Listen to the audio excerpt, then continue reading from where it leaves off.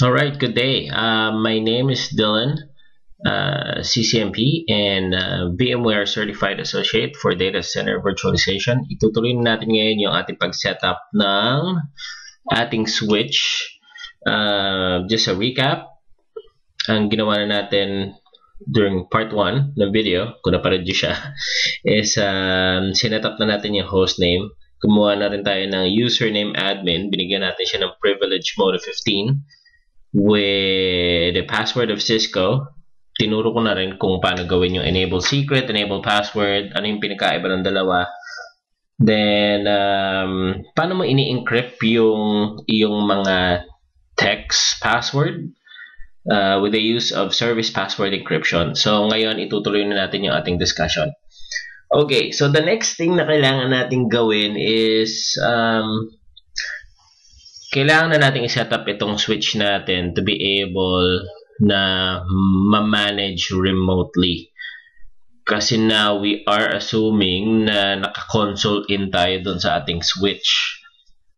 Okay, so para magawa natin yon, lagyan muna natin siya ng IP address. So, enable Cisco. Oh, Cisco 2. Kalimutan ko yung password ko dun. Okay, then punta tayo sa global config mode by typing in configure terminal. Then pupunta ako sa ating VLAN 1. Okay. Later on ko na, gagawa na lang ako ng separate video to talk about kung ano yung VLAN. But for now, masabi ko lang is lahat ng ports by default sa ating switch nasa VLAN 1 or yung virtual local area network natin. So, yun. Ulitin ko, lahat ng ating ports sa ating switch is part of VLAN 1. And ito rin yung malalagyan natin ng IP address.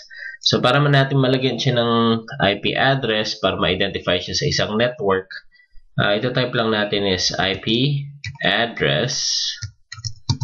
So, let's say, lalagyan natin siya ng 192.168.1.1. That's the IP address. Then, yung subnet mask niya na 255.255.255.0. Okay, then press enter. Then, para ma-verify natin, kung nag-kick in nga siya, at makita natin kung ano yung IP address ng ating VLAN or ating mga VLANs in a future video, ito type lang natin do. Again, nag-issue ako ng do command kasi I'm trying to issue a show command na wala sa privilege mode. So, ito type natin do show IP interface brief. Okay. And doon natin makikita na ang ating VLAN meron ng IP address of 192.168.1.1. Okay. Kailangan ko mag-issue yata ng no-shot dito sa interface na to. Okay. So that's weird because for a packet tracer, apparently, I don't know if may kinalaman to sa iOS na gamit niya, pero if you're working with real gear, hindi mo na kailangan mag no shot. Okay, so kung gawin ulit natin yon, so what I did, papansin nyo hindi ko na kailangan i-type. If you're just using yung up and down arrow keys, maka-navigate kayo doon sa mga previously yung ginawang mga commands. So, hanapin ko lang yung do show IP interface brief.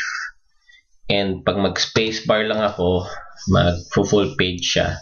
Then, ayan na, makikita na natin na my interface is up and protocol is up na din. Okay. Kung makikita nyo dito, saan ba yan? Makikita nyo dito sa Fast Ethernet 01. So, by default, kung walang nakalagay or walang nakahook in dun sa isang mga ports nyo.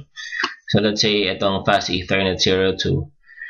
By default, it's going to be down and yung protocol niya down din. Usually, it's going to be up kung may nakakabit na PC doon or a Ethernet plug.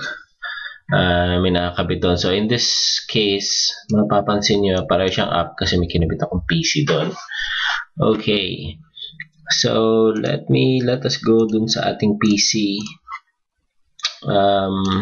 Okay.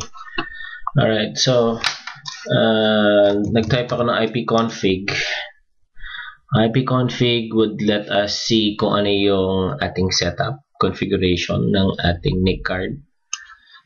So dito makikita natin na binigyan ko ng IP address yung ating PC ng 192.168.1.2. So for now, ang ginamit kong default gateway is the 192.168.1.1. Make sure na yung ating subnet mask matches yung subnet mask na nilagay natin sa ating switch.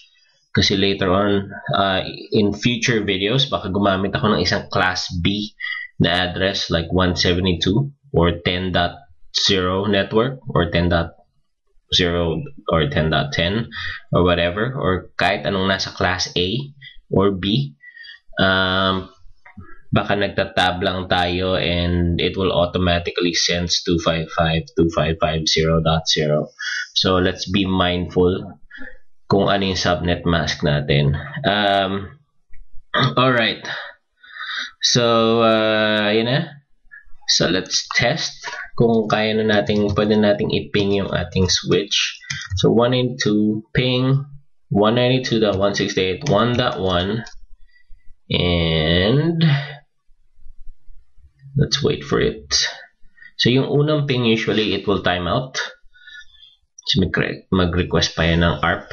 And as you can see, successful na siya. Alright, so balik tayo sa ating switch. Okay, so the next thing that we need to do is i-configure na natin yung ating telnet. So exit ako dyan, then type ko line VTY024, then login local. Okay, then transport input. If we type in question mark, iyan yung command para mabigyan tayo ng opportunity kung ano bang klaseng connection yung gusto natin gawin. So by default, it's going to be all. Okay, so ibig sabihin pwede ka mag-telnet, pwede ka mag-SSH. In a normal, sa isang working environment, enterprise level, hindi ka pwede mag-telnet. Why? Kasi yung packet na sinesend mo, yung data na sinesend mo is in clear text. So for now, we'll leave it as all. So pwede siya mag-telnet, pwede siya mag-SSH. And that's it. So try na natin.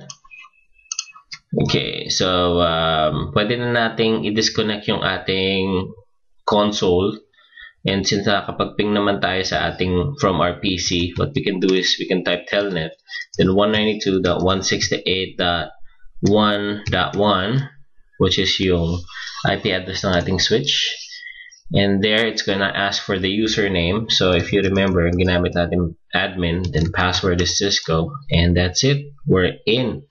Ganun lang kadali kung paano mag-setup ng remote access sa ating switch. So next video, I am going to go deeper into the topic of VLANs and maybe how to set up SSH. So I'll see you then. Maraming salamat.